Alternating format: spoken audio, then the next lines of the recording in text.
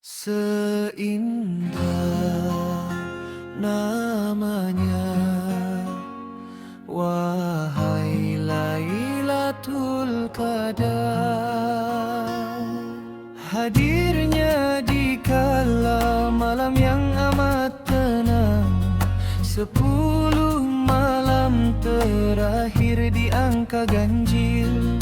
Kemuliaannya umpama 1000 bulan, hadirnya ia di bulan Ramadan. Seindah namanya, wahai Lailatul Qadar. Malam di mana Al-Quran diturunkan, amalan membaca Al-Quran amat disarankan. Solat sunat, iktikaf serta zikir dialu-alukan. Keberkatannya janganlah disia-siakan. Seindah namanya, wahai Lailatul Qadar. Allahumma innaka afuwwun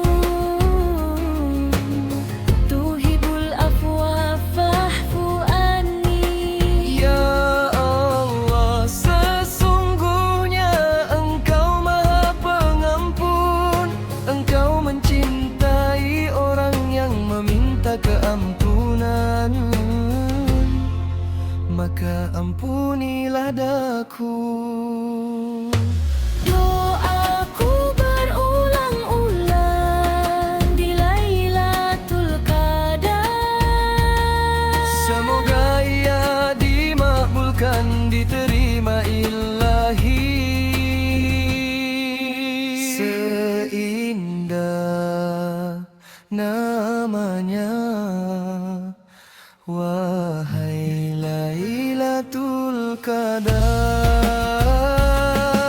Agar dipertemukanku dengannya, Semoga doa-doaku diterima semudahnya. insya Allah.